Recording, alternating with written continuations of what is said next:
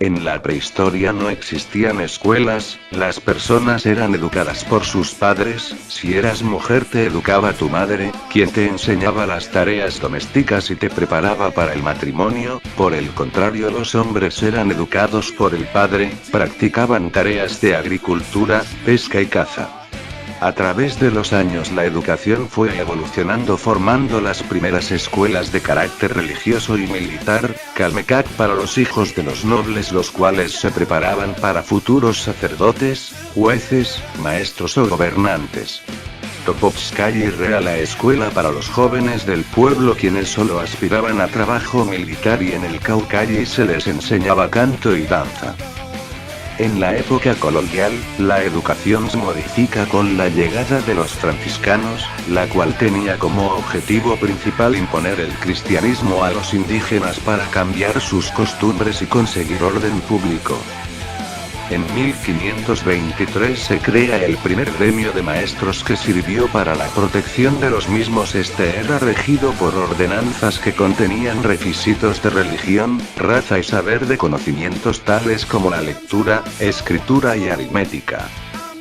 Con el paso del tiempo ocurrió el abandono del gremio y con las competencias surgieron las primeras escuelas pías, que eran escuelas gratuitas para los pobres, donde se enseñaba el cristianismo y a leer. Los maestros por otro lado sufrían de bajos ingresos, pagos impuntuales y mal estatus social. Con la llegada de los jesuitas a la Nueva España se introdujeron nuevas academias como las matemáticas, lenguas modernas, física, química y astronomía.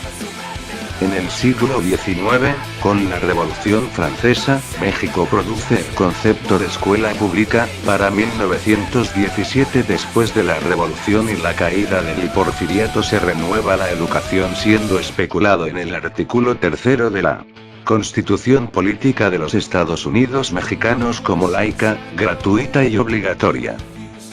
Para 1934 bajo el gobierno de Cárdenas se reforma el artículo 3 de la Constitución y la educación se vuelve de carácter socialista, haciendo a un lado la religión, tenía como finalidad proporcionar una cultura basada en la verdad científica, que forme el concepto de solidaridad necesario para la socialización progresiva de los medios de producción económica.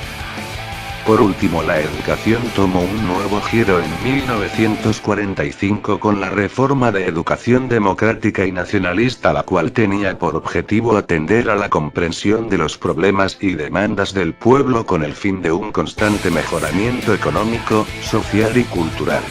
Esta reforma fue un gran paso para la educación en México ya que se esperaba mucho de esta a futuro.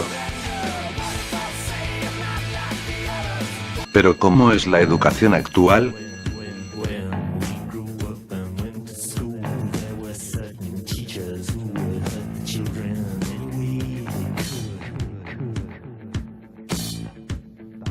Ahora que hemos visto cómo se ha ido modificando la educación a lo largo de la historia de México, veamos cómo se implementa el proceso de enseñanza en la actualidad. Hasta hace unos pocos años la educación en México era de tipo tradicionalista. A secret code? No. Poems, no less. Poems, everybody! The laddie reckons himself a poet. Money gets back.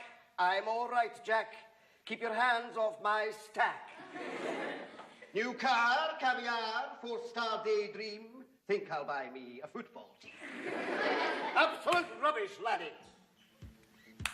Get on with your work. Repeat after me. An acre is the area of a rectangle whose length is 1 furlong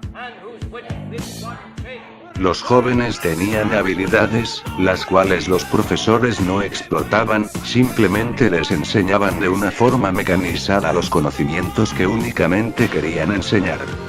A base de violencia.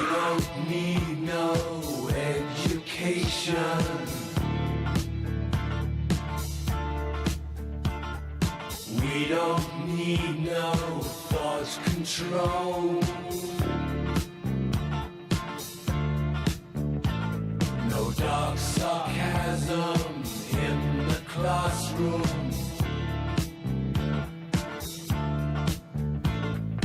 Teacher, leave them kids alone.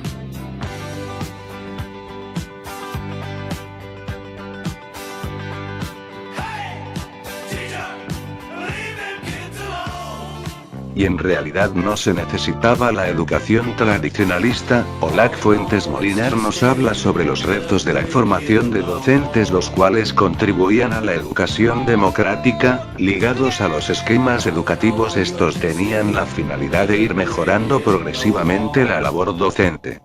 Con las reformas del sistema educativo, al profesor se le iban quitando derechos en su labor, o bien, es lo que se ha creído, como tal es el hecho de que anteriormente los maestros podían golpear a los alumnos, hoy en día eso es un delito. En este punto cabe mencionar que la mayoría de los cambios ocurren en la actitud del maestro. Un ejemplo de esto es la ya familiarizada aula cerrada, según Descombe Martin. En lo general los maestros ya no enseñan de forma tradicional, aunque siguen conservando esta característica de enseñanza convencional donde se logra una estrecha relación entre el maestro y el alumno, tratando de aislar los factores externos a la enseñanza-aprendizaje, como el contexto socioeconómico, etc. Muchos autores concuerdan con que la mejor forma de ser un buen docente es, a través del ensayo-error, haciendo uso de la experiencia y poniendo en práctica una serie de habilidades y estrategias, tales como las 10 habilidades básicas del docente y estrategias de interacción con los alumnos.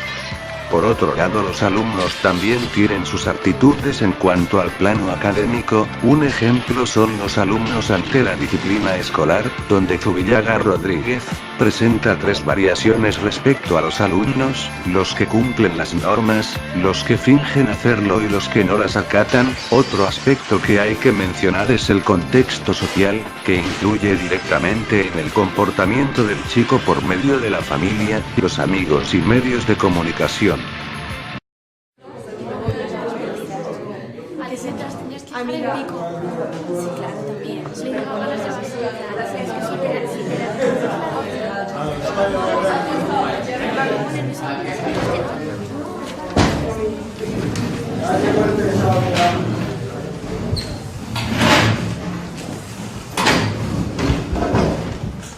Buenos días, algunos ya me conocéis, para los que sois nuevos me presento.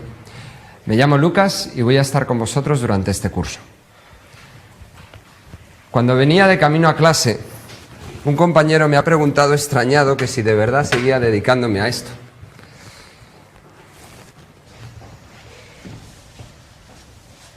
Le he dicho que no lo cambiaría por nada.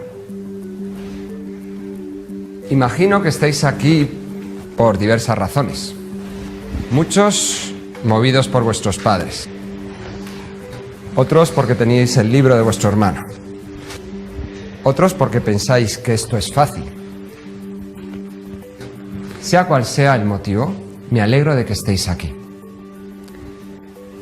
Lo que vais a aprender os puede servir para el resto de vuestra vida. Fijaos en la manzana de nuestro compañero Bosco. Gracias a una manzana como la de vuestro compañero Bosco, Newton descubrió la ley de la gravedad. Algo similar sucede con lo que aprenderemos en esta asignatura. Y vosotros sois algo parecido a una manzana. Depende de vosotros estar toda la vida colgados de una rama viendo pasar el tiempo, o lanzaros del árbol y ser útiles a la sociedad. ¿Cómo te llamas? María.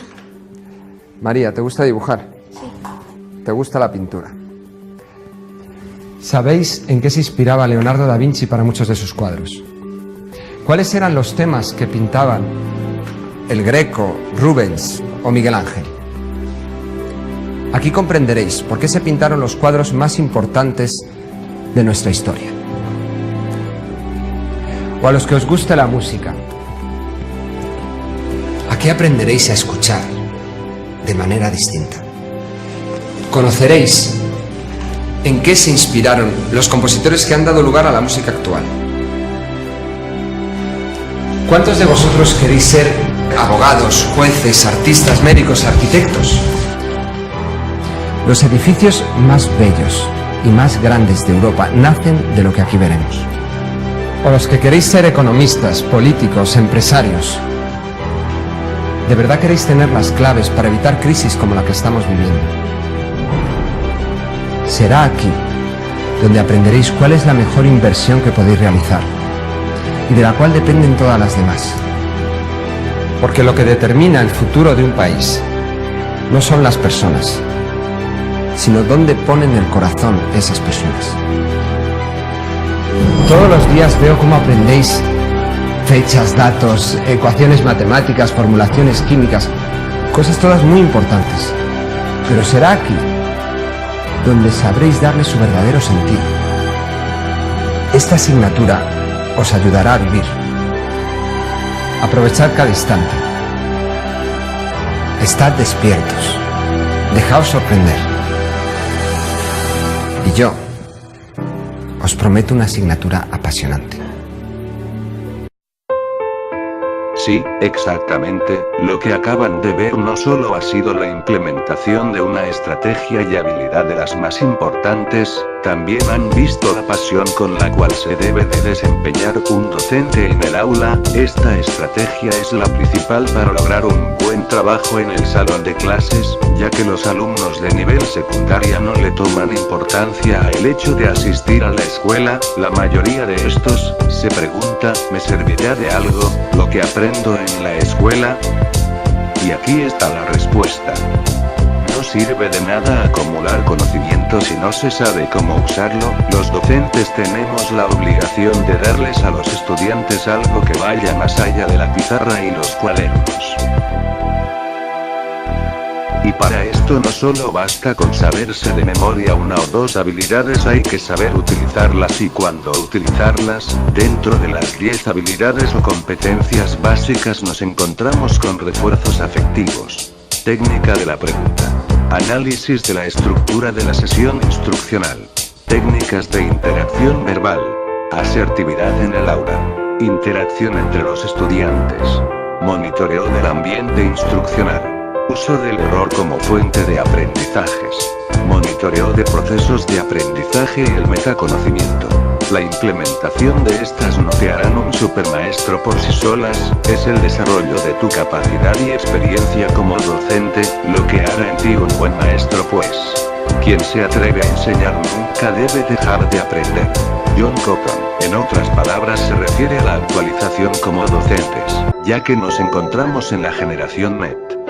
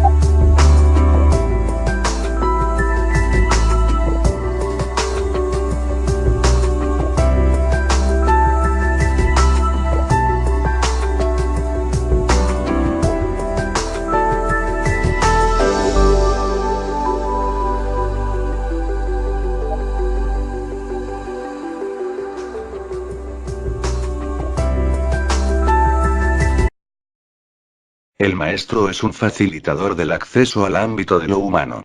Uno de los mayores incentivos para dedicarse al estudio es llegar a comprender para ser capaz de explicar. La comprensión no solo es de tipo cognitivo, sino también de aspecto humano. Muchas de las veces solo nos concentramos en el saber y cómo transmitirlo, dejando a un lado a quienes se les transmitirá el conocimiento.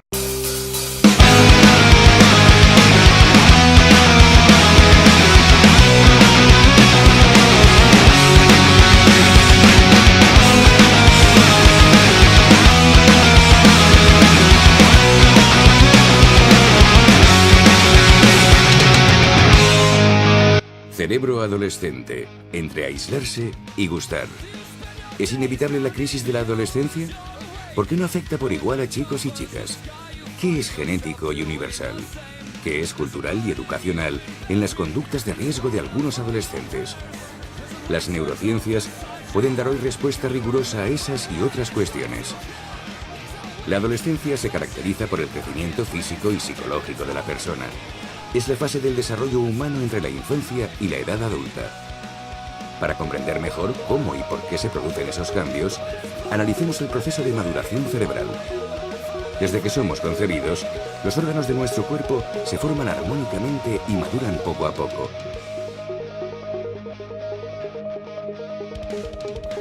El cerebro sigue desarrollándose de forma gradual durante la infancia y madura en la adolescencia por áreas, siguiendo un proceso ordenado que comienza en la nuca y avanza hacia la frente. El patrón de formación y maduración de las diversas áreas depende del sexo, ya que todas las células del cerebro o llevan el par de cromosomas XX o el par XY. El tamaño de diversas áreas es ya diferente en el tiempo de la gestación. En los primeros años de la juventud, esta onda de maduración alcanza las áreas frontales que controlan y aunan lo afectivo y lo cognitivo. Al comienzo, el cerebro está formado solo por materia gris. La maduración consiste en el proceso de convertir materia gris en materia blanca.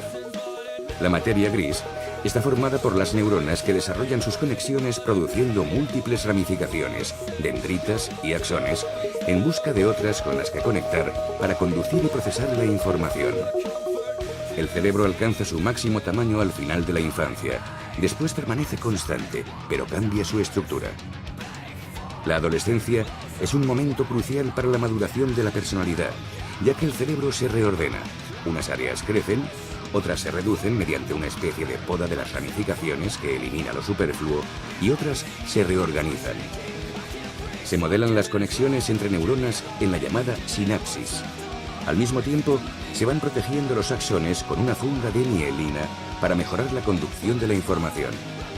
Poco a poco, estas terminaciones se van uniendo a otras formando fibras y fascículos. De esta forma, aproximadamente de los 8 a los 18 años, la sustancia gris se va convirtiendo en sustancia blanca, como una onda que alcanza en distintos momentos las diferentes áreas del cerebro. Al mismo tiempo que ocurre este proceso, se perfeccionan las facultades cognitivas, la capacidad de estudio, lectura, memoria, etc. Se ha llegado a establecer un patrón universal del desarrollo arquitectónico y funcional del cerebro en función de la edad cronológica. Los lóbulos parietales, encargados de la coordinación del movimiento, maduran primero. Después, maduran las áreas que procesan los estímulos sensoriales. El desarrollo continúa en áreas de los lóbulos frontal y temporal, encargadas de procesos cognitivos y emocionales. Y finalmente, la onda de maduración alcanza la corteza prefrontal implicada en el control de los impulsos, el juicio y la toma de decisiones. Este patrón universal muestra las diferencias naturales en la maduración del cerebro de las chicas y los chicos, lo que se debe a que las hormonas de la pubertad se producen a edades diferentes y de forma distinta, cíclica en las chicas y continua en los chicos.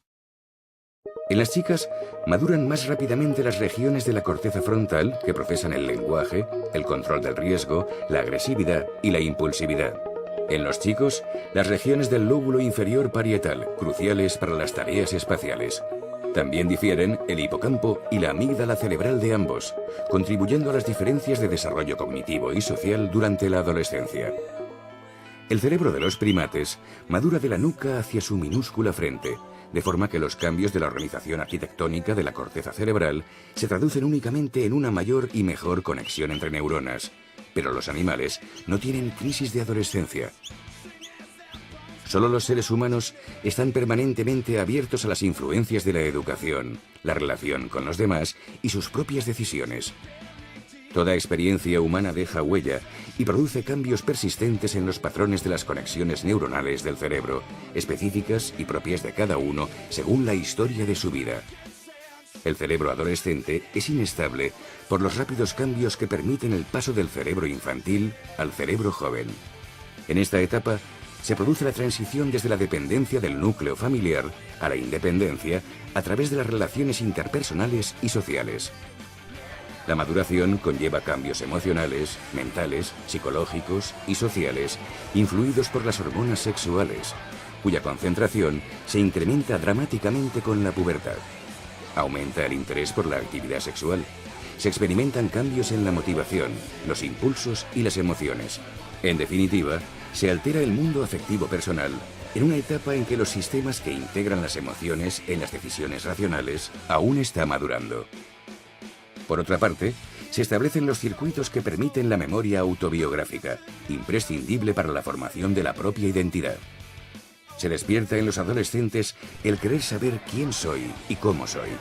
En general, en ellas, su cerebro se hace muy sensible a los matices emocionales de aprobación, aceptación o rechazo.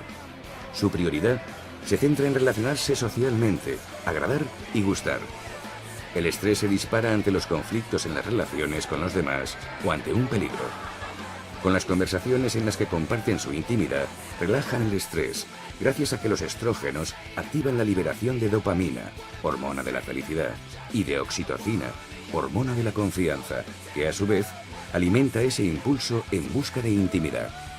Por su parte, en general, en ellos, la elevación de la testosterona les hace casi literalmente querer desaparecer del mapa social.